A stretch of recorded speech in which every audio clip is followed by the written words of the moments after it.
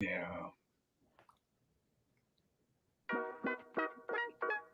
Welcome to Diversity Conversations, where we engage in thought-provoking dialogue to identify leadership solutions to today's most challenging conflicts.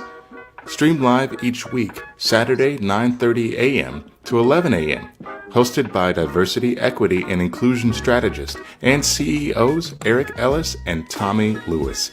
Join us and add your voice to this engaging diversity conversation. Good morning, Greater Cincinnati, Northern Kentucky, the United States, and the world. My name is Eric Ellis. I'm the president and CEO of Integrity Development Corporation, and I want to welcome you to another of our weekly installments in Diversity Conversations. Unfortunately, my good friend and co-host Tommy Lewis is not with me this morning. You know, he's out on assignment coaching his baseball season, so you know he's just going to be in and out on us. But I think that we've got some wonderful guests that are going to join us to take his place today. And that's Andrew and Heather. I think it's Gaylor. And they are going to join us and sort of talk to us. We're going to have a diversity conversation today. Heather does some things with our producer, Brooke, and she was working with me last week with one of our clients and just beginning to talk about her journey and the journey that her and Andrew have had. Sort of navigating this space around diversity and inclusion within their families. And so I think that this is a conversation that the country, the world needs to see, is that people are in their own micro way sort of engaging in this conversation. Good morning, Andrew, Heather. How are you? Good morning. Good Great morning, to be here. Nick. So great to be here. How are you today, sir? Outstanding, outstanding. What I'd like to do is maybe just start by just having you all introduce yourselves to our audience. Tell them a little bit about who you are, sort of how you grew up, some of the things that you've done as you've moved around the country a bit. I think both of you have kind of military family backgrounds. Sure. I'm Andrew. I'm a professional farmer and I live in Kentucky. And my background's in the Navy Special Forces and chemistry. And here we are. So I grew up in Illinois and Texas and have been a little bit all over the place. Okay. Heather? Yeah, I'm a reformed Army brat. My dad was in the Army, so I kind of consider myself from all over. Lived in several different states, have been to almost all 50 now. Also a professional farmer. Before that, when Andrew and I met, I spent about 12 years as a professional firefighter. And that was a incredibly rewarding and eye-opening experience, and I'm really grateful for it. But now we just kind of live our quiet little life out in the middle of nowhere. And you can probably hear our chickens in the background. I love that. I just love it. I love it. I love it. Let me ask you this. Would you all consider yourselves politically liberal, moderate, conservative? How would you describe yourself? Fairly moderate, but Okay. a little left to center. I mean, It just kind of depends, but yeah. Right. Heather, how do you see yourself? That's a tough one. I guess I consider myself a closer to liberal. Okay. I try to approach things in an open and moderate kind of way, whatever the topic. I don't like to have. I feel like party affiliation often leaves us to have preconceived notions of how we're supposed to feel about issues. Right. And allows people to kind of tell us how to feel. And I like to kind of explore every issue on its own and see how I feel about it. I tend to come down on the liberal side because my ideology kind of aligns with that. But I like to kind of explore each issue on its own. So I don't like to be politically affiliated, but I do go. Right. Same here. Talk about how you grew up and you all sort of families, and then we'll kind of talk about how you all met. Andrew, how did you grow up, and what were some of the messages that you received around race and around diversity as you were growing up? Well, when growing up in Illinois, just northwest of Chicago, there was a sort of burgeoning group of immigrants from Poland who were coming in, and what I knew was that the they cleaned people's houses. That's all I knew as a child. A lot of people had Polish house cleaners, and you'd get, these derogatory jokes that the kids would tell at the lunch table. And, I didn't know anything. We're talking 4 or 5 years old or so, and you'd hear this stuff and think, oh, well, that's just what people think about these people. Right. And so, I sort of put that in the back burner, and then I moved to Texas shortly thereafter, and it was the same thing, but the immigrants were Mexicans, and so you'd hear almost the same jokes word for word. It was like, okay, I think I'm seeing what's going on here. Right. And I mean, I was in the Navy in the era of 9/11, and so then it was all about Middle Eastern and different things like that. So I've seen it all. I've had nothing but good interactions, mostly with people in general, and so I have a hard time, hearing this stuff and being like, yeah, you don't. That's not a sincerely held belief that you have. You just heard someone say that, and so it always makes me think. I hear you saying that joke, but I don't think you have any reason to, and so it helps me in the sense that you kind of get an idea of what is going on in people's heads. Right. So that's been about my experience with it. Right. Let me ask you this, Andrew, I'll ask you, what did your mom and dad do, and where were they at on these issues? My mom, I don't think, ever expressed anything negative towards people. My dad had been in Vietnam, and I think that he just didn't know quite the extent to which that, and he grew up in Georgia and Florida, obviously during the civil rights era and stuff. And so, as a grown up, I've heard him say things, and he's passed now, but I'd heard him say things that were like, I don't think that's as sensitive as you could be. And he'd kind of brush it off. And we saw a movie together once. And I remember him saying something like, oh, wow, I see.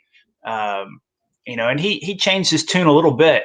But yeah, I feel like there was some of that Southern upbringing that he brought to the table that, was always a little questionable. Right. And I'll tell you, it's very hard for us to, we're always in this catch-22 with our families. We love our family. And my father was, you all know that I work in the field of diversity, equity, and inclusion as a consultant. My father was a pioneer in the field, but my father was homophobic.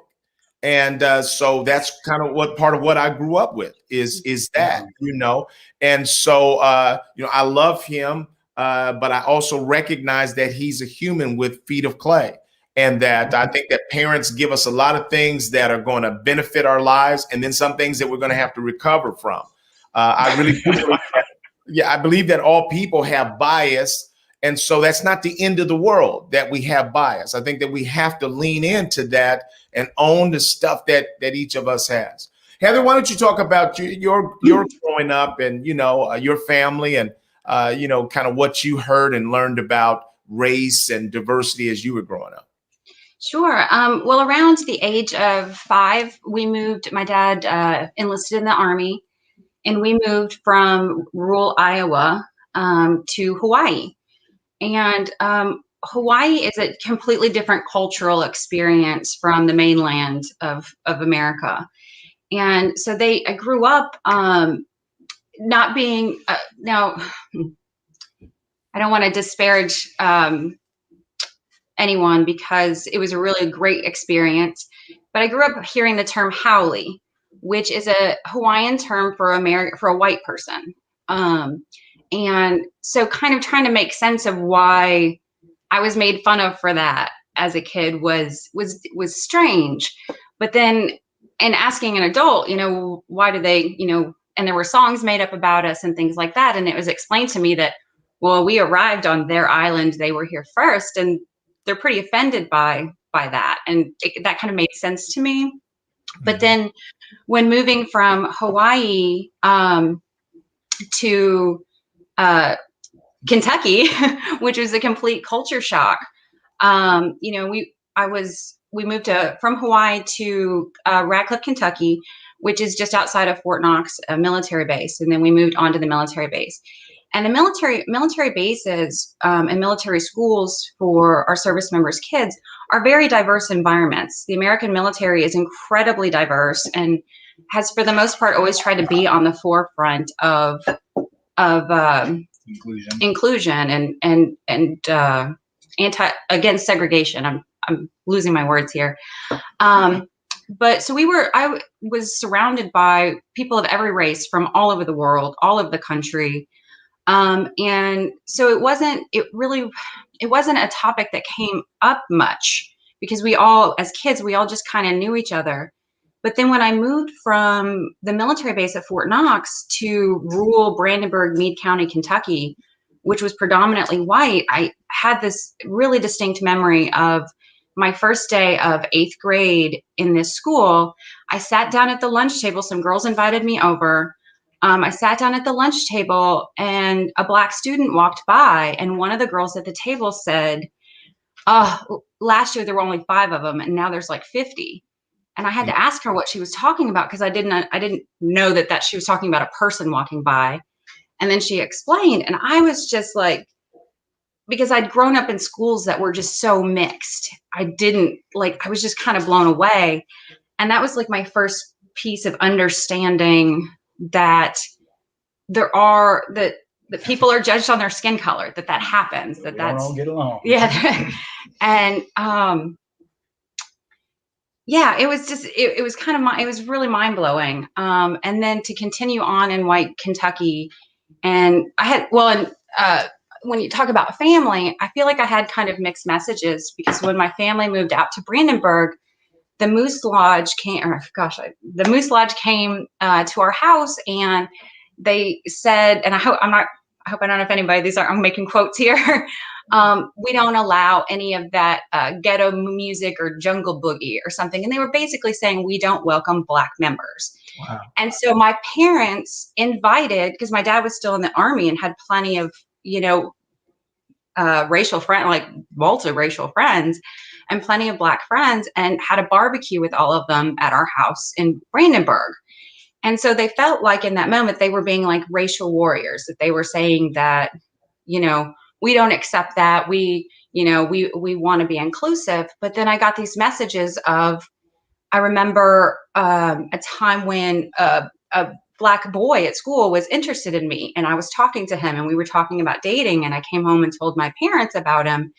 And my dad said to me, and he's also passed now, and so it was just really confusing. He said, "Well, that's fine. We don't care who you date, but be careful because they treat their women differently." And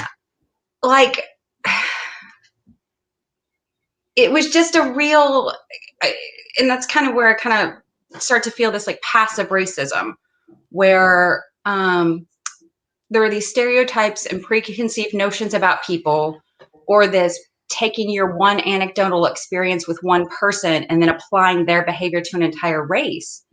And I think there's this, this want to be, for a lot of people, this want to be kind to everyone, try to be a decent person, but not acknowledging these implicit bias, these stereotypes we hold on to and kind of pass on to our kids. So I feel like as white kids, we're kind of indoctrinated into this way of thinking that, there's certain stereotypes about all these different groups, right, and all the groups except for our group, of course. There aren't any about us, Right. And so I think, and I'm trying to be as open and honest as possible. Yeah, so I really appreciate that too. I appreciate that from both of you. And so I think you even said, Heather, that you've taken a couple of the IAT implicit bias tests. And I don't know, Andrew, did you take a couple as well? I took one. Yeah. Okay. Did you learn anything that was helpful? I found it very interesting. It confirmed that, it said I think it said I had slight bias. And so I was like, okay, well, I try to be aware of myself, Right, and right, it's a sort of fundamental core belief of mine that people are people and we should treat each other well. And even within that, it's definitely good food for thought to be like, well, we still shouldn't be blind to that's right. um, the sort of cultural, I call them cultural brainwashing or whatever, but Right, um, it's whatever culture you're in has myths, mythologies, and all these ideas that keep floating around. And it's like, well, where do those come from? right, right. Heather, what did you learn from that? And I want to welcome Dr. Reggie Crane is with us this morning. He's with the United States Air Force, and just a wonderful gentleman. And Brooke is loving the chickens. I do too. Hearing that, I'm just so amazed that you all are farmers. I come from farming background. I don't know if I told you that. No, My Oh you no! haven't shared my that. father grew up a farmer.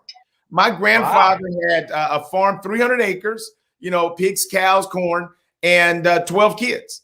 And so that's how Wow! my dad grew up. And so I have a real fondness for the farm and the work ethic that people develop. My dad grew up in an all white town. They didn't really know that he was a black man. My grandfather, they didn't know he was a black man until they sold him this 300 acres. And then he brought this wife, the black wife and 12 children. They were like, oh my goodness, like, what is this? But I'll tell you, when it's something about when you have to, you're off the Wabash River and you have to save each other's crops, that really ties people together in ways. And that white community would fight you over that black family once they had developed a relationship. Kendall, good to see you this morning as well. And Heather, what did you learn as you took the IAT? And then we're going to talk about what you all think about what's happening in our country right now, and then how that's feeding into some of your family discussions. Well, I took the two IAT tests. The one, oh no, actually, I think I might have taken a third one later on. But the two that I remember, one was based on gender, and it showed a slight bias towards men having the control or being in charge of the money or finance and career, Right.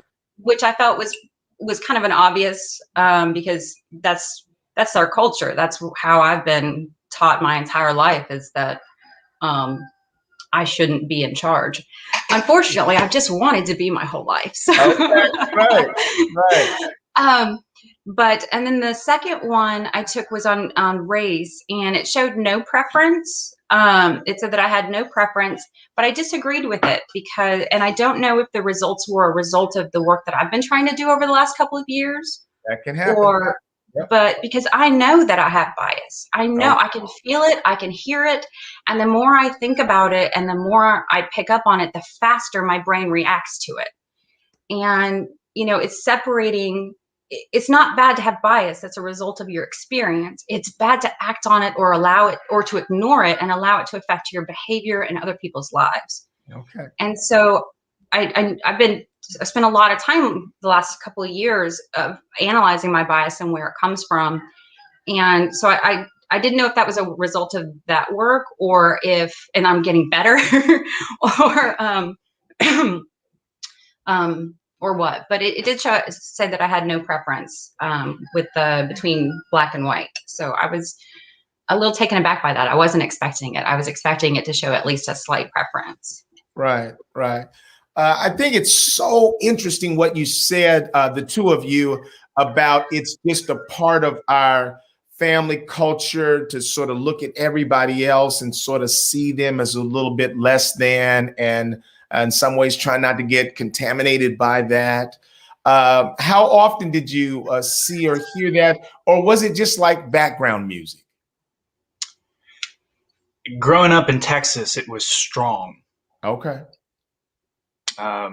There's a lot of anti-immigrant sentiment, Right. which I never understood, because I didn't see how anything could possibly get done without the people who look around and you're like, well, all the important stuff that needs to happen Right. is getting done, Right. mostly by immigrant labor. And so it's like you take those people out of the equation, and it's like, wait, who's left here? Nobody wants to do any of this stuff.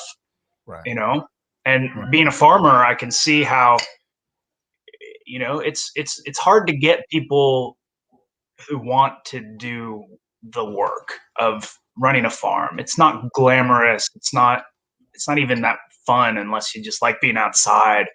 And so, we've had the temp agency people out here. We've had some friends and stuff, and Right.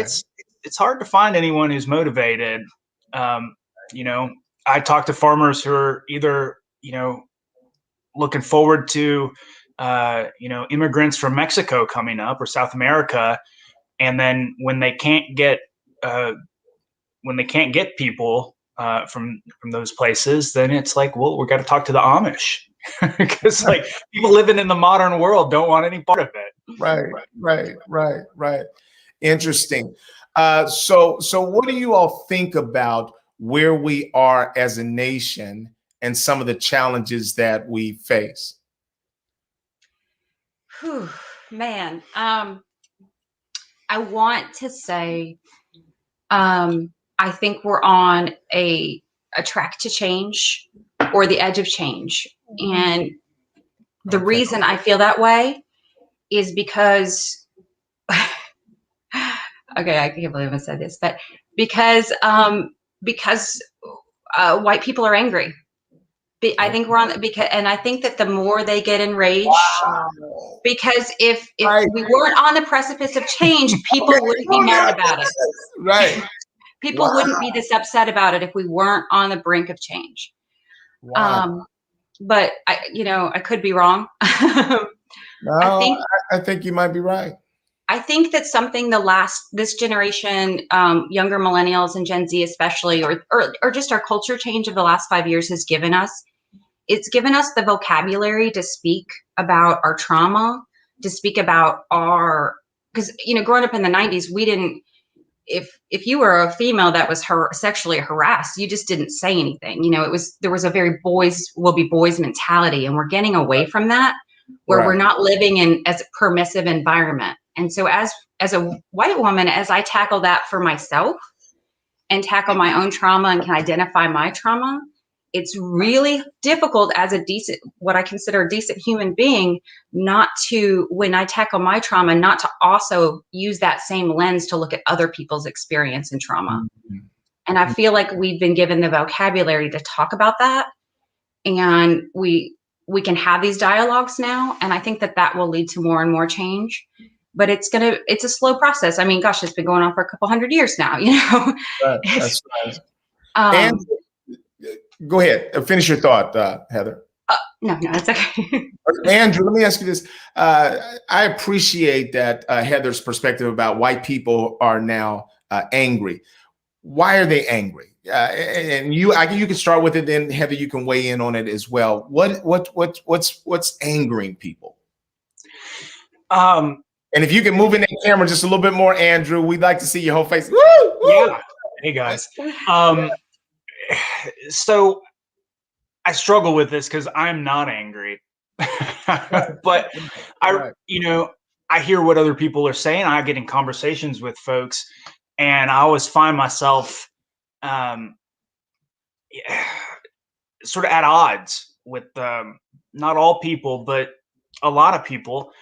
And there seems to be this. I think it comes from a number of different angles. On one hand, the demographics are changing, and what Heather was saying about having the vocabulary and the space to talk about our experiences and not to sort of have to shut that down, and to sort of have that space to be more open and public about that experience, because there was a time where the things people could be open and public about were very derogatory towards any outside groups. And as that changes, for those people who had that, you call it privilege, call it the ability to just go out in public and talk with other people like them about, about other people. Right. That the ability to do that is diminished these days, which, I would consider progress, because I don't think we should be out there talking negatively about other people. I was raised that if you don't have something nice to say, don't say anything. And I feel like that still holds weight. On the other hand, the parts of it that I can identify with is a sort of addiction um, to rage or to inflammatoriness. We, if you watch the news a lot, it'll get you. There's always something outrageous going on, and it's real easy to get addicted to outrage. And I feel like through that, you've got a nice Trojan horse where it's like, okay, you're outraged. Let me give you something that's going to continue that high energy serotonin boost that you're experiencing. And, here's some other stuff that we're just going to slide it in, whether it's true or not. Right. I see a lot of that going on. And I feel like that's one reason why, everyone's upset. Yeah. Or can be, at least. It's easy to find a reason to be outraged these days. That's right. Right. And I describe it sometimes, Andrew, as we're beginning to see the weaknesses of capitalism and freedom. Capitalism says you can make as much money as you can make legally. And freedom says that you're free to do whatever you want to do. So if we look at the media and recognize that they are a business, that their job is to make money. Yeah. And so they're going to show us a hurricane no matter what, because they know when they show us a hurricane, we're going to watch. So race riots, I don't care how many peaceful protests there were. CNN wasn't interested in the peaceful protests. They needed to show you the fires, flames, and then sort of say, hey, people are saying this is the exception, and yet they're, I said it like this, and I watch a lot of CNN. I watch some Fox as well. But I say it like this, that CNN people probably voted for Trump, because it made them a lot of money, because they could sort of, complain about him every day and addicted to sort of drama. Did you say drama or trauma? Well, I said outrage, but it all boils down to the same thing, it seems like. Yeah, outrage. I agree with you there. Heather, what about your thoughts? Wait. Where are we now? Well, I think that, part of something that I struggle with in having this conversation with family members or white friends is that, or I think one of the difficulties we face in change is that we're talking about indoctrination. We're talking, and you can talk about the shortness of QAnon, which is basically a cult. Right. That happened very quickly and people went down that rabbit hole. But we're talking about a systemic indoctrination of white people and white children by what people believe or perceive as harmless jokes. You say this joke, it's not around anybody who is that, so it shouldn't be offensive. No harm, no foul. But what we do is we give permission to continuously have negative thoughts or a negative perspective on people that are different than us. And I'm 42 I just turned 42. I'm 42 years old. I've had 42 years of indoctrination. It was very prevalent when I was in the fire service. I was the only female and there were no minorities on that department. And there were tons of jokes. It was female jokes, race jokes. That's joking is a way that we kind of dealt with the stress of the job. But the jokes were always derogatory towards someone. Right. But we have this indoctrination that's happened throughout our entire lives. And so when you go to from another angle, you have the media over, 50 years telling us that, and starting more than 50, oh gosh, it's 2020. So a long time ago, telling us that there is an evil among us and that there are people perpetrating crimes against us. And those people are Black men. Right. And that and that talking about that over and over and over whether or not your forward facing self says, oh, well, I don't think all Black men are criminals, you have this seed that's been planted in the back of your mind. And so when we talk about them being, Black men being mistreated or being brutalized by police, there's this seed in the back of the brain that's been put there a long time ago and fed your entire life that tells you, well, in some way they deserved it because all Black men are criminals. And I'm not saying that's a conscious thing. I'm saying it's planted in the back of your brain, and you have to acknowledge that. Right. And acknowledge, because you're not going to deal with it and look at a person as a person and see a Black man as just a person struggling. You're not going to see that until you can address that indoctrination. And so when we have these conversations, I'm sorry, I'm long-winded, but when we have these conversations with people, we're challenging a media bias that they've seen their entire lives. That, you know, I just recently saw this thing with these 3 officers who had committed a crime, and it's not the Chauvin trial, but it was 3 other officers who had hidden evidence or something like that. And there were 2 white officers and a Black officer. And the Black officer's picture was right up in his face. The other white officers were way back here. And they made, I don't know if it was intentional, but they made the Black officer look more prominent in this story than the 2 white officers who committed the same crime. And that subliminally puts these images in our minds over and over. So you take the combination of this media and then the indoctrination, and you try to have a conversation with someone, and what you're doing in that conversation is you're challenging the very fabric of their upbringing and everything that they've dealt with their whole lives. And so when you challenge that and you try to break through it, they want to defend their whole selves for this little piece in their brain that they may not even be conscious of, but they're defending their whole selves. And I think that's where the anger comes from, and that's where the rage comes from. Because when you start picking and we start trying to get to the root of that brain and why we think and feel these things, you know, you're challenging that person's very fabric. And I think that that's why these conversations get so inflamed. And so it's hard not to get, you know, angry in those conversations, and to kind of bring them down to a personal and intimate level. And now I've been talking for a long time, so I'll be quiet. So let me pause and say this to both of you. I felt this, Andrew, before I ever met you. And I'm a little bit emotional right now. I do this work all the time, but I'm just grateful for the both of you. Your willingness to tell the truth and to share truth is going to help some people. We've got to get to a place, man, where we start talking about and owning some of the things that have created the divisions that we see. And, you know, there's an honor about both of you that reflects the mythology of what we say America should be about, and military should be about, and public service should be about. It's not about putting on the uniforms that you all have put on. It's about carrying the honor that you're carrying right now. And I'm just grateful. I'm just so proud of the both of you, recognizing that we don't have to be perfect, man. And when you tell the truth, it doesn't bash your whole community or race or nothing like that. It just informs people of what they sometimes suspect, that these things are perpetual. They're just sort of ongoing all the time.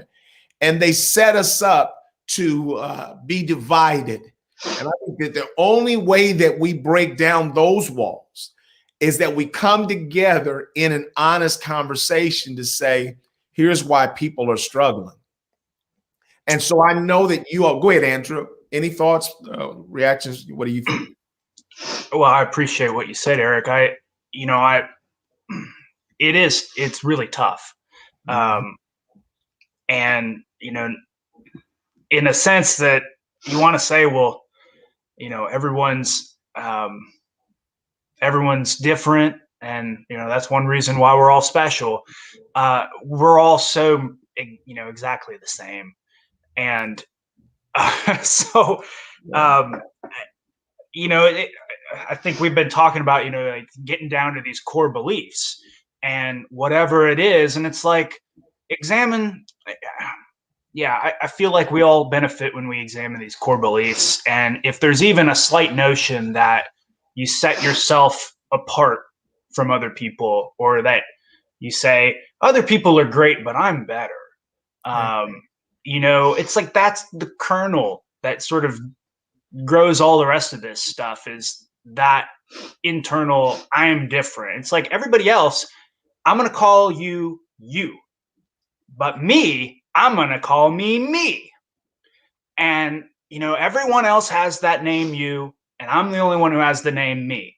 And, when we start to break things down, it's like, well, we all feel that way. We're all we're all me. And, when you approach people like that and say, look, however far apart we are together in the sense, and we are neighbors. And so, my motto these days is to stay neighborly, because there's just nothing I wouldn't do for my neighbor when they ask for it. And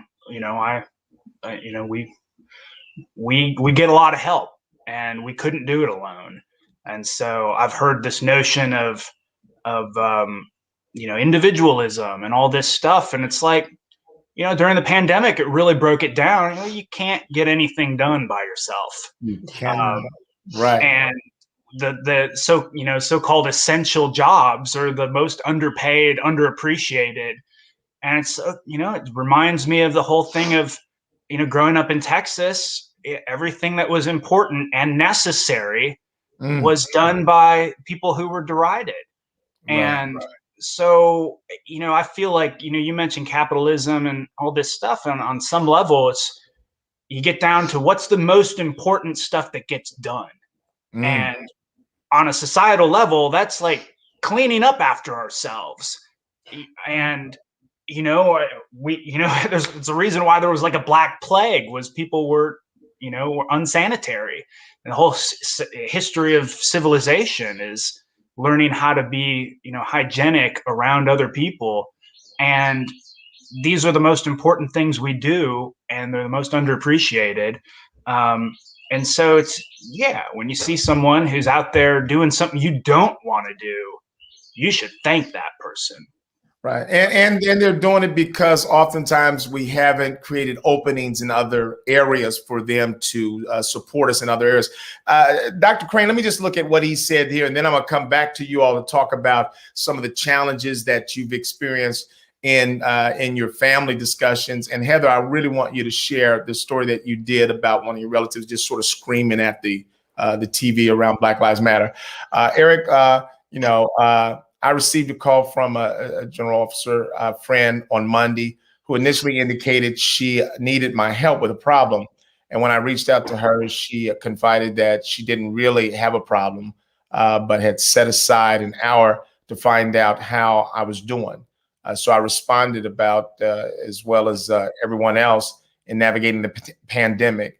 And she said, but how are you doing regarding other social issues that we are all trying to navigate? Again, I responded with, let me see if I can get the rest of this. Let's see. Hello, Terrence. Right. And so I would say that, there are some people that are reaching out and saying, how are you doing in the midst of this? Heather, you talked about watching family members that were sort of looking at the TV and screaming, you're crying and emotional around Black Lives Matter. What has that, what are people hearing? What are some white people hearing when they hear Black Lives Matter and they watch all the protests? What is it that they're seeing or reacting to or hearing?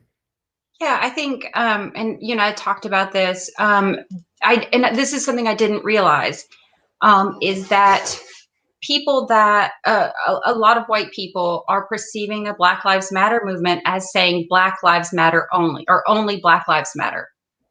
And when you say, well, that's not what no one said that. No one says that white lives don't also matter, or blue lives, or every life, but when they say, their comeback is, no, all lives matter, what they're perceiving is that the movement is saying only Black Lives Matter. And so what we're trying to ask them to do is, instead of, it's so easy for you to put that only word in front of BLM. Well, instead of putting only, can you try to put two at the end, and Black Lives Matter too, instead of you perceiving it to say only. And, when in the conversation, when I said, so it sounds to me like if the movement had only branded Black Lives Matter too, that you'd be okay with it. And I said, yes. It's like, well, why do we want it? Wait a minute. But you're not okay for a word we didn't put at the beginning, or they didn't put at the beginning. Right. I think you may have talked about a relative that was crying before we got on the show. I don't know if you said it at the beginning of the show, but if you can recall that story as well, because I thought that was interesting. Which one? Can you give me a little more lead? One of your family members, you said that they were looking at the TV and the Black Lives Matter and just began to get emotional, and a person that's not typically emotional was sort of. Yeah, it was it was a conversation about white privilege, and just the sentiment, just the word, just saying white privilege enraged them. They felt horribly offended. And through conversation, we came, just like screaming and crying and just, that's offensive. And I can't believe you said that to me. And, just yelling, a person that is very kind, very, very loving person. And through conversation, we came to realize that, that the perception of, when you say white privilege to some people, the perception is that you're saying they never struggled, that they had it easy. And what we have to understand, that we're somehow, if we say that they've had privilege, we're somehow diminishing their struggle and experience. And let's face it, we're all human and have to live with our humanity. So life is hard for everyone, to varying degrees. And so they felt as if we were undermining their struggles in life by saying they had some privilege. And I think it's important for us to understand, when we talk about, to identify our privilege, and when we talk about that, to not undermine our own experience and struggles and difficulty and hard work. And something that was brought up was, I worked really hard to get where I am. I've worked. And I appreciate that. And no one wants to discount that, your struggle and your experience. But what I hear when someone says that, they say that, what I hear is that they have some underlying bias that says that other people aren't working, and I think I told you I was like prepping with stats at one point, and discovered through my own research that, yeah, you worked very hard, but a Black woman in a similar position would have to work 16 to 18 months longer to make what you made in 12 months. So we have to recognize that it's not, and I'm losing track of my thoughts again. No, you're doing a good job. You're doing a good job. But let me ask you this, too. I want to go back to firefighter. Number one, what made you decide to ever become a firefighter? And then talk just a little bit more about because you were sharing some things about, it's just baked in there. It's just a common conversation every day. And those are the things around privilege and exclusion, all of those things. And I'd like you even to think about what would happen if a Black person had been, and what would be the likelihood of them even being able to be hired. Well, they do. Since I've retired, they do now have more races on this department. It's kind of grown a little bit, and that happened actually shortly after I left. But more racial diversity. Sorry, that's okay, right? Yeah, as far as becoming a firefighter, I kind of tripped and fell into it. I was a volunteer firefighter in high school. So we would get called out of school to I lived in a rural community. And so during the day, the adults would go off and work in other towns. And so if there was a fire in town, there may not be enough adults available to fully work that fire. So the adults that were available would respond to the station. They'd call all of us high schoolers out of school, and we'd all go to the station and we'd provide support and help work that fire. And so I did that during high school through some friends that were doing it. I was like, oh yeah, I want to do that. And so I became a volunteer. And then I kind of, in high school, I did what they call a bucket list now, but I called it list of things I want to do before I die. And one of the things I put on the list was be a professional firefighter. I just kind of set that goal. And when I got back from college, which was not a good environment for me, I applied for the department and trained for a year to go through the testing.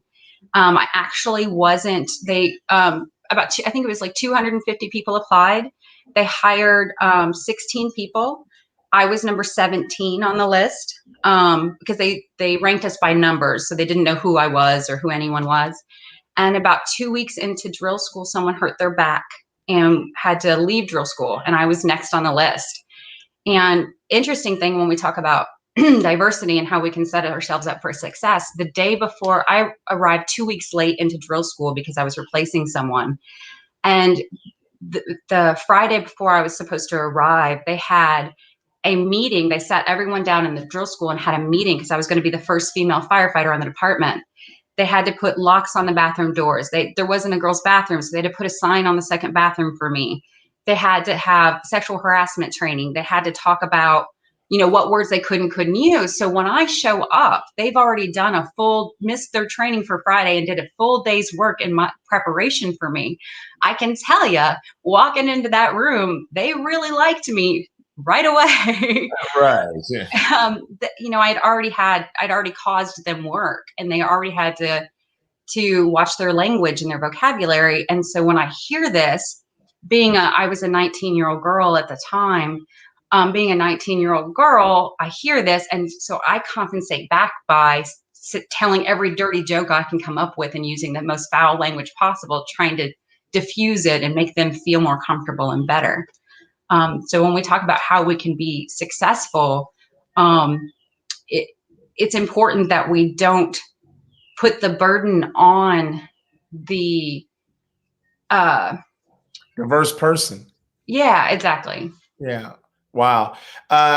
Andrew, why don't you talk about some of the challenges you've had in conversations with your family in this season that we're in? Share with us some of the things that have upset you, or the things that you said that have upset. How have some of those conversations gone well, and how have some of those been a struggle?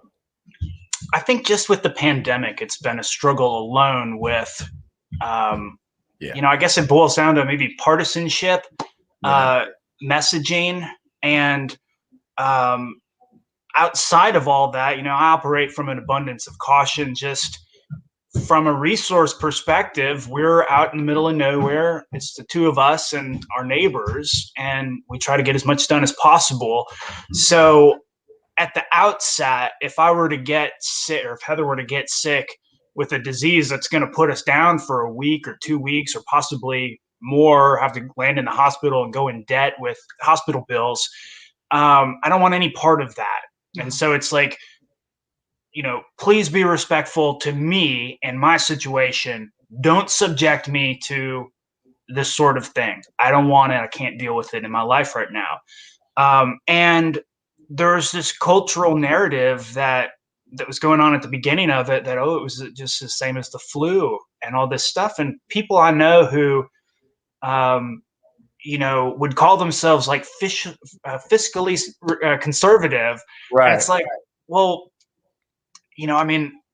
would you go to a casino and just throw your money around? It's like, at some level, aren't we just playing a game of dice here in terms of, wear a mask or not wear a mask or social distance or all this stuff? It's like, how conservative are we, in that sense, where we're willing to say something we don't know about, that at the beginning of the pandemic had already, nearly crashed Italy, and we'd seen evidence in other countries of, really bad results. It's like, is it a conservative thing to do to just not be cautious?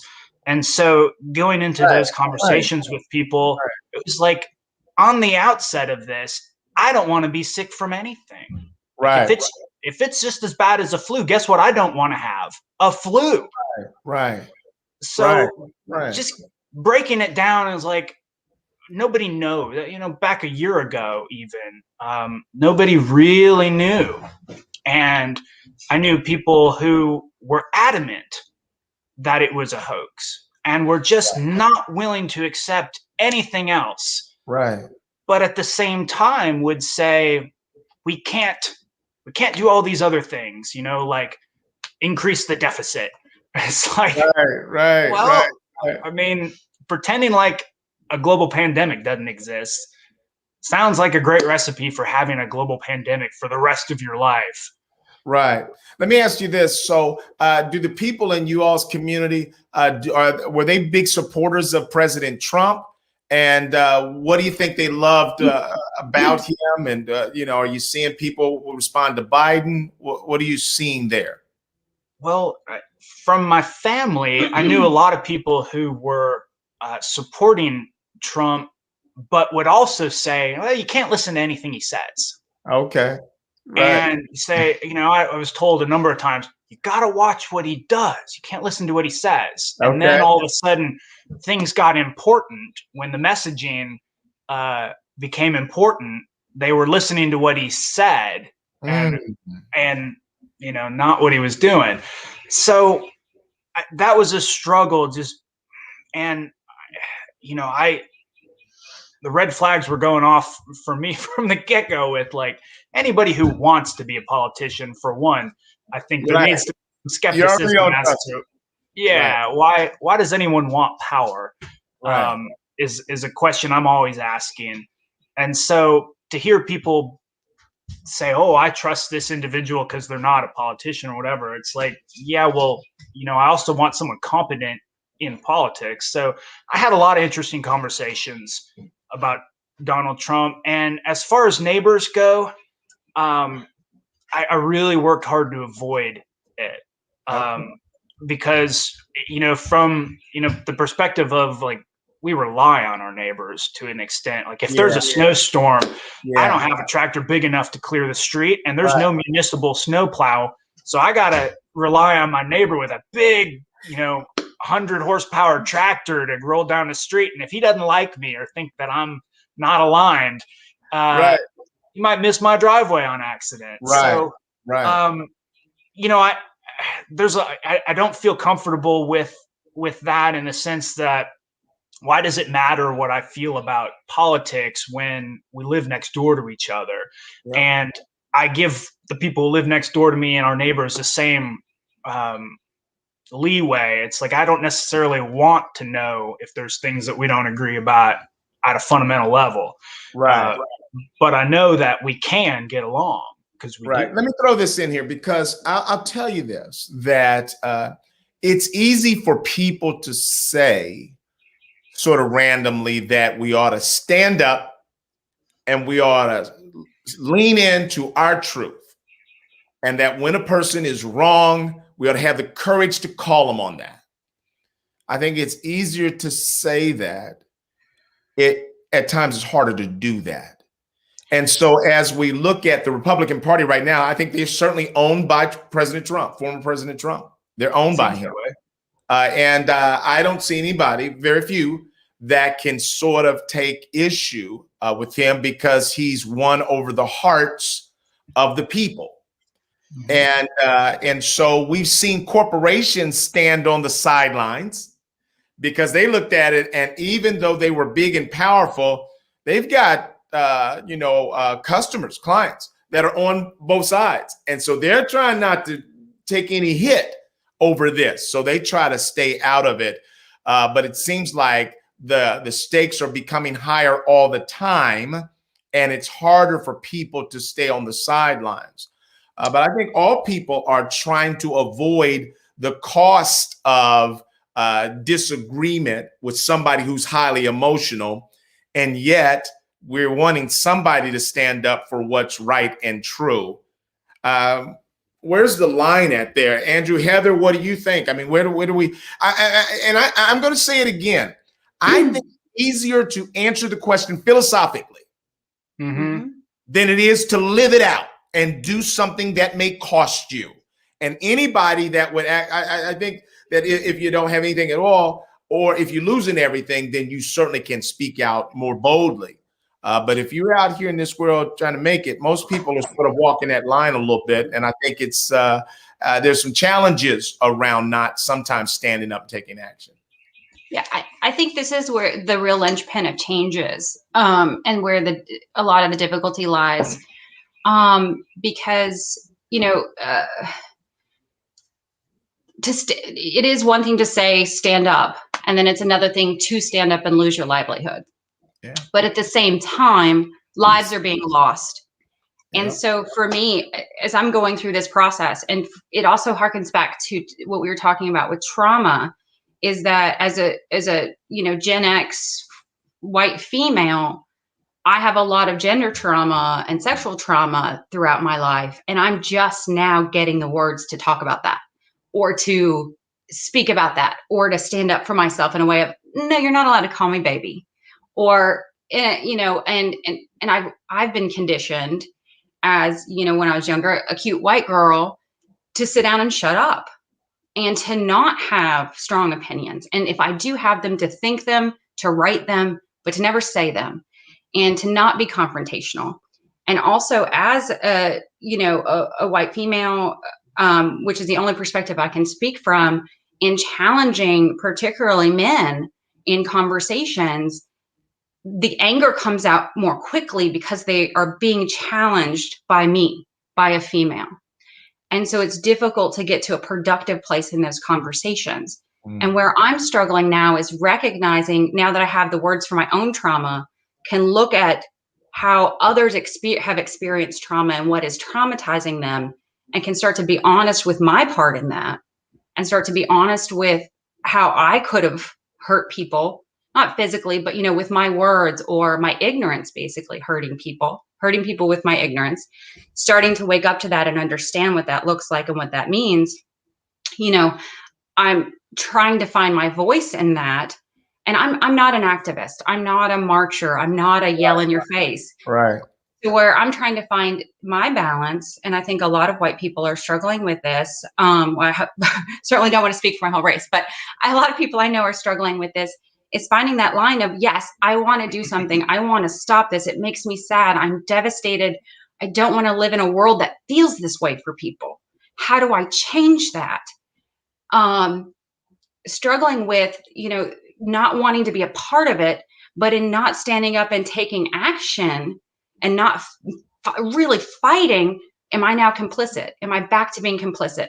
Am I back to being a contributor? And where do I find that line? And then there's also the, yes, stand up and fight. But I find that with other white people, the conversations are more productive if they're intimate and we're already sharing things about each other. We're already having a private conversation about how you are in your life and what's affecting you. And then we can start to get to deeper issues because we're in an open place. But when it comes to just arguing and fighting, we're, first of all, generally working off of a different set of facts. Didn't know facts had two sides, but apparently they do. In this day and age, we're just working off of different information, so we simply cannot get to a productive place in a conversation or an argument. Secondly, there's ingrained, as we talked about, stereotype bias, implicit bias, this indoctrination that's happened, that you can't challenge in an argument. All you're going to get is more argument. And then, also, I'm a mom, I'm a farmer. I work my rear end off. 24/7, we're busy. So where do I find time and place in my life? And with the pandemic and everything else, where I've kind of gone, it's like, I'm just going to go inside and figure out what I can do in here.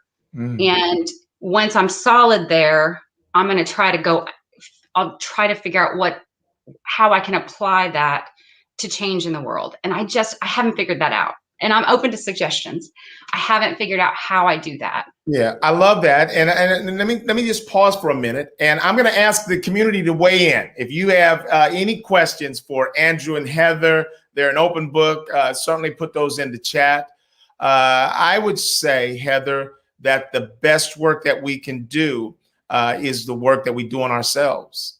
And I think that we have to recognize that there's still a ways to go for us. And then I think that so we come to this world sort of even. And what we want to do is leave the world just a little bit above even. You know, if we get way above even, that means I contributed something. I don't want to be down here. You know, just shoot, I cost the world more than I was able to deliver. So I think that when we're doing our work, we're advancing the ball. When we're willing to push back and challenge people and systems around us, I think that's another level. And I don't think that we ever succeed by doing that from a judgmental place. I love what you said. You said basically that I'm looking for opportunities. I don't know if you ever saw young kids do a game called Double Dutch, you know, where they'd swing the ropes like that, the two ropes, and you have to kind of time it and then jump in, you know, and like do all that. That's what this is. I think that you've got to really identify the right time to jump in, because being counterproductive or non-productive doesn't help anybody. So just getting into point counterpoint arguments, you know, that's not helpful. That doesn't move the ball at all. Like I say, when I first started doing this work, I thought my job was to be like a diversity Ghostbuster, just gun down the racist, sexist, bigoted homophobes. That's what I was after. I mean, I literally had a formula. I was going to lose a third of the class because I was going to call them a racist or sexist. A third was going to be on the fence, like I'm not sure if the guy's crazy or sane. But the third I won over, they were going to change the world. And my faith is important to me. I felt like God was like, why are you losing so many people? And so I literally transformed my style from one of blaming and shaming to one of becoming more transparent around my biases and trying to create environments that were psychologically safe enough that people might be willing to tell their truth. And I'll tell you, every moment of truth that you all share, it helps the community to grow. I want to get to Dan Joyner's question and see if you all have a reaction to this. What's the promise or commitment you're willing to make that constitutes a risk for you? Can I respond to that? Yeah. Because this ties into our talk about, just talking with our neighbors and whatnot. And so, I made the comment that, I don't want to be at odds with my neighbors on, political or sensitive issues or things that pick at their core identity or belief. At the same time, I am willing to challenge that, but like you were saying, there's a time and a place and you develop that. And so I've seen enough sort of theatrical confrontation to understand that if all you know about me is my political belief, that's right, then you have an entire universe to disagree with me on that doesn't take into account anything about me that, that I worked on, and so for me, it's building that understanding, listening to people. Heather taught me something about this when all the information about, police was coming out, and, they were using the phrase defund the police. And I thought immediately that was just a poor marketing decision. If you say reallocate resources and stuff, we were talking about this. And if you don't mind me sharing one of your stories, Heather was talking with people that she had worked with and in the police force, and really listening to them and saying, we wear too many hats. Yeah. And so when you talk to the police and you don't yell at them, you just talk to them. You're that's right. What you find out is that they are overburdened. They are doing too many jobs, and the training isn't conducive to that exact job that they're doing in that moment, other than, what we think of as sort of violent crime prevention, that kind of stuff. So it's when you come in and you I want you to be my neighbor. I want us to get along and work together. And you build that bridge. And it's those moments of while you're working together that you can connect. And that's where I've found that you get off the sideline after you've built that bridge. And so it's, the idea of if you hear someone say something objectionable and you don't jump in there and correct them, I personally am so awkward that I'm not effective in that. And if I put my energy into it, then it feels like I'm doing, I question myself afterwards. I don't always feel like I'm effective in that role. But when I'm talking with someone one-on-one and I've built a connection and we appreciate what each other's doing, at that point, it's, hey, now we can have a conversation. Now we sort of built that opportunity. And I think that's really important. It's, you kind of have to bear through a lot of, the bad ideas sometimes. We have these like viruses that affect our body. We have viruses that affect our computers. We have viruses of information that affect our behavior. And so you have to get in there, understand what it is you're talking about, who it is you're dealing with. And since everybody's different and comes to the table with so much different information, just jumping in and saying, I hear what you're saying and I think you're wrong. Right.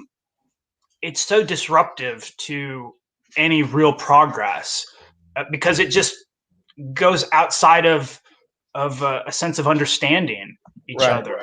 Right. So, I find that that's really important to not feel like you have to engage everyone, but to engage the people you can. Right. I love that. In an appropriate way. Yeah. Mm-hmm. Now, how many children do y'all have? Just one. Just one. You just heard him probably running. Okay. How old? 5.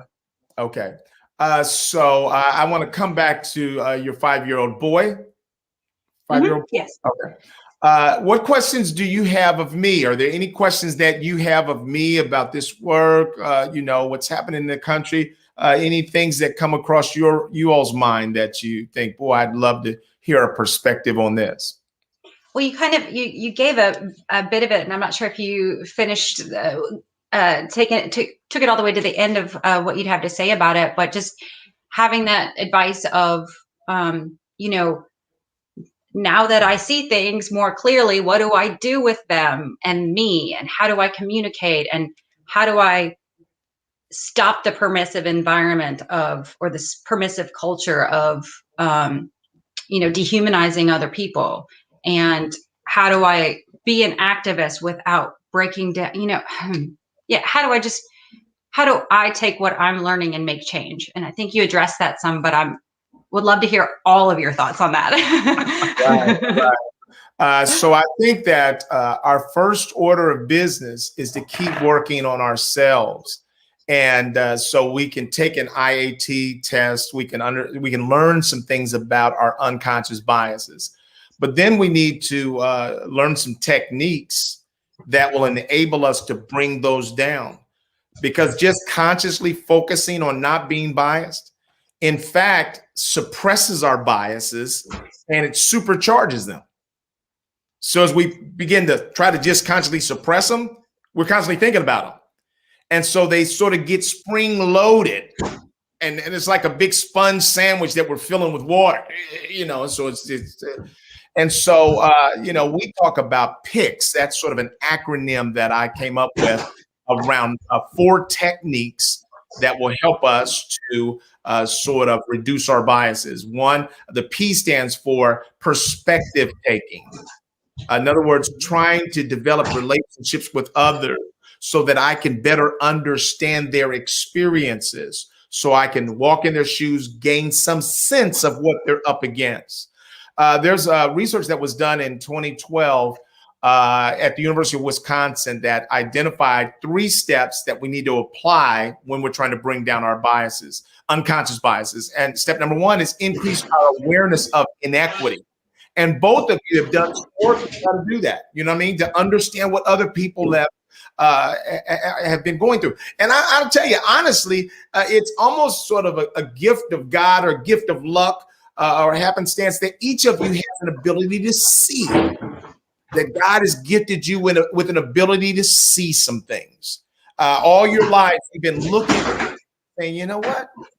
This doesn't line up. I mean, people are telling me crazy crap, and I'm looking at what's happening, and you telling me these people ain't worth nothing, and I'm seeing them as being hugely essential. Just to be able to see that is a gift. So step number one, increase our awareness of inequity in society, in our organization, inside of us. Step number two, we have to increase our empathy and concern. And so I think that as we begin to listen to people, do listening sessions and hear more of their stories, sometimes that can drive up our empathy. So it's one thing to be aware that they're getting a short end of the deal, but it's another thing to have empathy and concern for that. Sometimes we begin to see it affect the business case. So you'll see a lot of farmers then are saying, hey, if you don't give me some immigrant, help, then I can't get my job done. So that has driven up their concern, and when you've worked with people and people have worked with you, all the stereotypes that they have about Mexicans being lazy and all like that, you say, that ain't true, because all of the Mexicans that we've worked with are just tearing it up, So number two is drive up our empathy and concern. And then number three is to make sure that we're developing strategies and techniques. So I'll go back to PICS. The P is perspective taking. The I stands for increasing our diverse relationships. So as we begin to increase meaningful relationships with people who are different, that helps us. It does a couple of things. Number one, and you all have alluded to this around even conversations with white people, is that that as we develop relationships, we also then have greater latitude for mistakes. In other words, if you are, if you are my white friend and you say something that's maybe, racist or biased, I'm probably less likely to be offended about that if I know you, if we have a relationship. Because there's no amount of training or teaching that any of us can go through that will buffer us against bias. We're going to have biases from today to the day we draw our last breath. And so sometimes my foot is going to be in my mouth. So I just got to take my foot out of my mouth, spit out the shoe leather, say I'm sorry. But relationships help us to do that.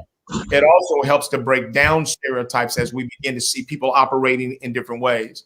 The C stands for challenging action plan. And so if we begin to write down some things specifically that we want to challenge ourselves to grow and to do, that's a way of bringing down our conscious and unconscious biases. And then the S in PICS stands for two things. Number one, slow down. Our brain receives 11 million bits of information each. You've heard me say this, Heather, a couple of times. Our brain receives 11 million bits of information each second. We can only handle 40 and consciously 3 or 4 things. And so the vast majority of the information that comes into our brains, we sort of suppress into our unconscious minds. And we then have, a sort of shortcuts in our brain, mental models, stereotypes, and biases. So we have to slow down. So our brain has 2 systems of thinking. System 1 thinking is sort of our reflexes, our instincts. And so that's what happened. I think a lot of times in policing, when you're in the middle of the night, it's a little dark, and you're trying to make a split-second decision, sometimes they lean into their stereotypes, their instincts, and they'll sort of react out of those things that you were talking about, Heather, that we have sort of received our whole lives. That then causes us to take an action. Sometimes that might not be the right action. So slow down. Our system 2 thinking is our deliberate brain, our slow brain, our inclusive brain. And so sometimes when we slow things down, we can make better decisions. So when we're trying to judge people, slow things down. Or another way of looking at S is that all of us, the last frontier of freedom for us is our brain, in our own mind.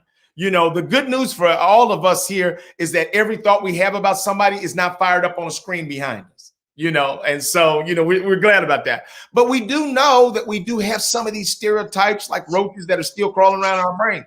And so sometimes you have to take when you see a person, you want to pre-develop a list of things that are true about them, so that whenever stereotypes come to mind, you replace that with something that's true and maybe even positive about them. So those are techniques that would help us to keep growing.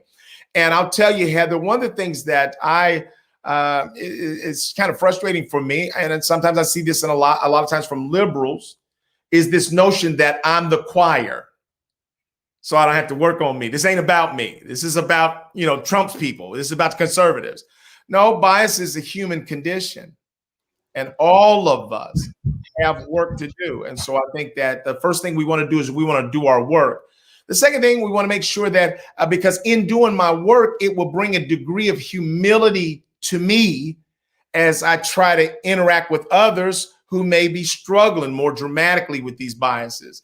And I would say that my desire is to approach people with a degree of humility. In other words, I'm not trying to talk down to them. I'm actually trying to talk to them when there's appropriate opportunity. So I think sometimes the least helpful thing we can do is lecture. Sometimes the most helpful thing we can do is be a role model. Or we could even do things like if they say something that's crazy or insensitive, we can interrupt that and change directions. We can ask them, is that true about them or is that true about all people? We can generalize what they've said to sort of all people. And so there are some techniques that we can do.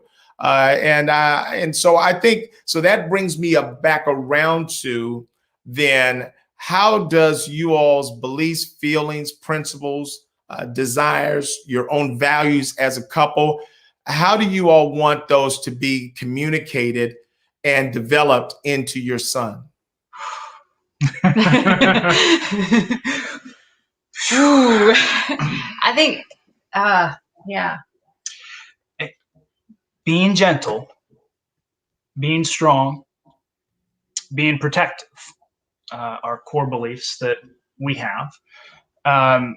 And, there's a lot to unpack there with, even just those simple statements. It takes a lot of strength to be gentle. Right. It takes, part of being a gentle person is understanding when you have an advantage over someone. And, you can align that with privilege or a number of other things, but there's so much that goes into that. And so, we try, we start with the things around us, the animals, baby chickens, can you treat this baby chicken like a person and identify when they're uncomfortable, what they need, and break those barriers of even species. I mean, it sounds kind of weird to say, but we can treat everything like a person in a sense. You don't need to be like, oh, it's just an animal. Right. So we start there. It's with just the things around us. The people we have in our lives are a fairly diverse group, and so there's a lot to work with just around us already. And we really try not to pigeonhole. We have a boy. We don't go out of our way to make sure everything's blue. And it turns out that when left to their own devices, kids seem to love rainbows. Unicorns. They love unicorns. Yeah, they love rainbow unicorns. And, why on earth argue with that? Right. I think, if you don't mind me sharing, one of the things when we found out we were having a boy 5 years ago, I asked Andrew, how do we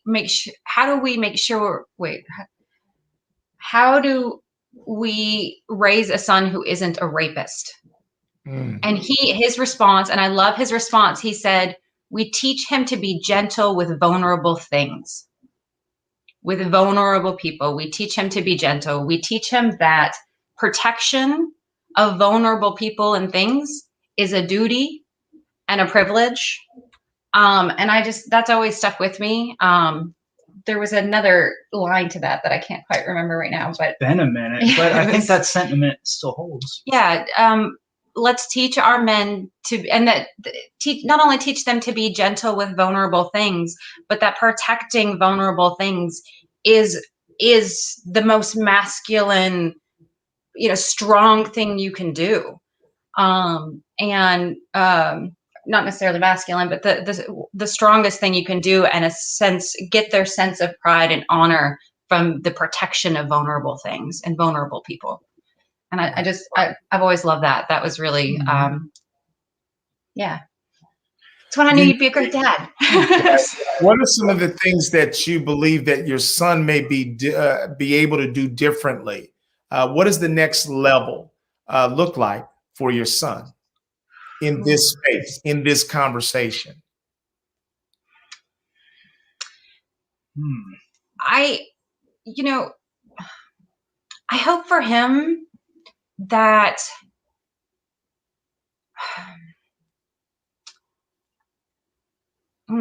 gosh, I hope the world changes so much by the time he's our age. But in this moment, say that it doesn't. In this moment, I want him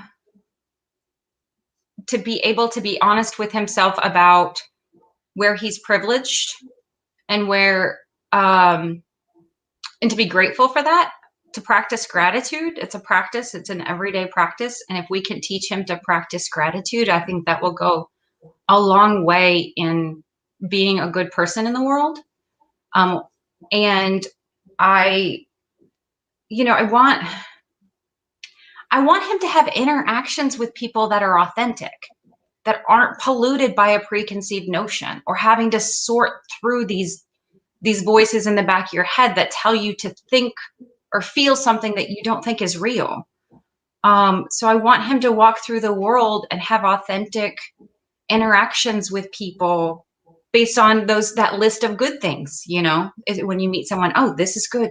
I like this. This is a person that fits with me, instead of having to compartmentalize or box up all those preconceived or implicit bias and all that indoctrination. Have to put that in a box before he can experience a person authentically and have a genuine relationship.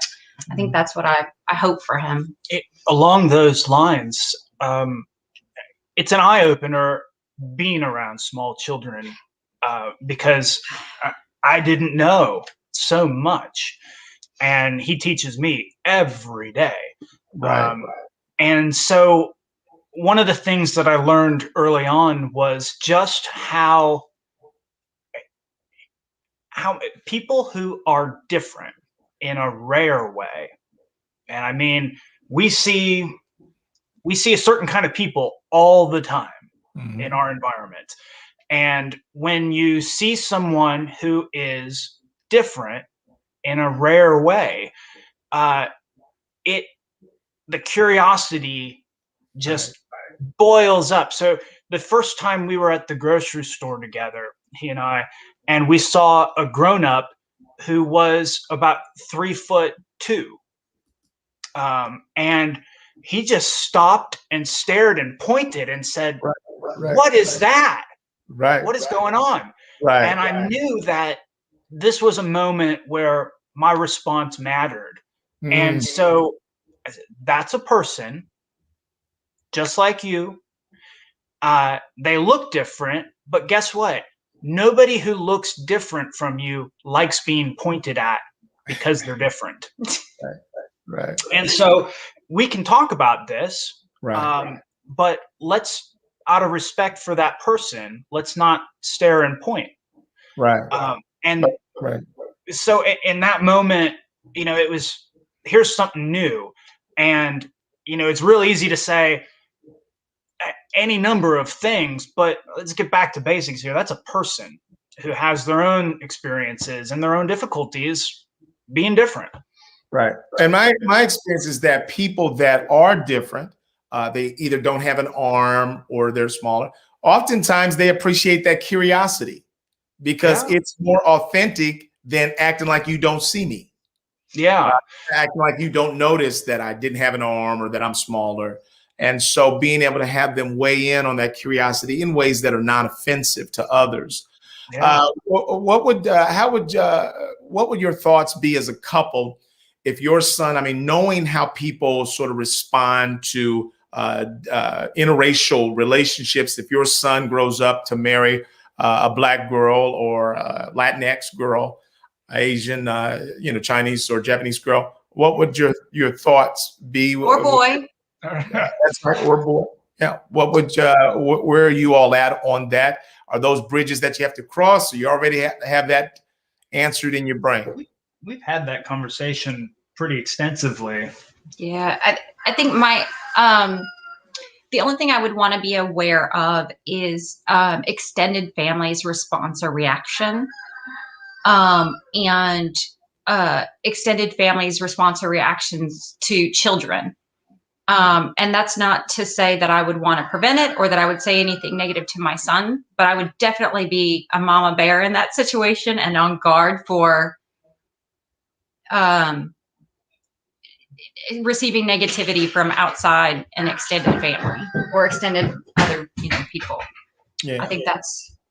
Yeah. I mean, what's interesting about that stuff is that, love is real, and I don't want to be a barrier to someone experiencing love. And when someone puts themselves as a barrier, I feel like that says far more about them than it does about the actual members of that, of that relationship. So, I'm pretty sensitive about that in terms of, let's not get in the way of love. Right. I mean, we've, culturally, it's like we've got Romeo and Juliet to look back on. It's like, it's always a bad idea. Right. And I think that we all have preferences and desires for what we want for our kids. Why don't you let your son come in and say hello to us if you don't say hello? Come on, Jacob. Can you say hi to Eric? Brooke's there too. You want to say hi to Brooke? She can see you. Where's Jacob at? Hey, Jacob, how are you, man? Can you wave at me? Woo! Yes. You're on too. Hi, Mr. Eric. Do you love your mom and dad? Do they take care of you? Give you lots of good stuff to eat? Are you a little farmer too? What are you good at? Raising chickens. Raising chickens? Jacob can raise chickens? Yeah, I'm raising some right now. You are raising some chickens right now? Yeah. That's like the coolest thing in the world. How many of them? Well, 12. 12. 12. Okay. Are chickens nice or are they mean? Nice. Okay, well, good. Well, can I come sometime? Except for the rooster. What's that? Except for the rooster. He normally pecks at me all the time. Okay. Well, when I come over someday, I'm going to get after that rooster for you. That's what I'm going to do. Okay. No, I'm kind of a city boy, so I think I might be in over my head there with the rooster. Well, thank you. You're awesome. Is there anything else that you all want to ask or share? This has been fantastic. I really love both of you. Love your relationship. Appreciate you adding some insight, some wisdom, some heart to this program today. Eric, I just want to make it clear that if people didn't know, there's a lot of folks that look like me and share my beliefs that are working hard to develop the skills to bring us out of this this issue of, are people different? And it's a matter of understanding what you're up against and the strategies for engaging people on their own level. And so, when it's easy to misconceive that, people are on the sideline or whatever, but in the background, there's a lot of important work going on just how are we going to engage more intelligently? Because just yelling at people clearly doesn't work, and finding that hot button topic and just pressing it over and over again, that doesn't work. And so, it's complicated, it's subtle, and also, it's different. So, I don't pretend to understand what other people are going through, but what we're going through is, trying to understand how to make a difference in a positive way. Excellent. Heather? Well, I just want to thank you for giving us this opportunity to talk and kind of purge some of these thoughts. And we've been very isolated. I mean, we live an isolated life already, but with the pandemic, we've been very isolated and doing a lot of work together and having a lot of conversations. But it's great to be able to kind of throw some of these ideas and feelings and thoughts out into the world, and then have them be received in an open, positive way with encouragement. Thank you for your kind words. We're trying, but there are a lot harder things happening to people in the world than trying to do the work that we're doing on ourselves. But I appreciate the opportunity to get to put it out there and know that the things swirling around in our brains aren't completely misguided, and that we're making progress and moving forward. So I really appreciate that a lot. It's very meaningful to be here. So thank you. Right. Well, I'll tell you, you all are a beautiful young family, and you're not, your greatest beauty is not even on the outside. It's really on your heart and what you all are attempting to do. I honor your family, your commitment to each other, and your willingness to do some work to make this world a better place, because God knows we need more of that. And I just thought that people needed to be exposed to that. We see too much negativity every day. We see too much division every day.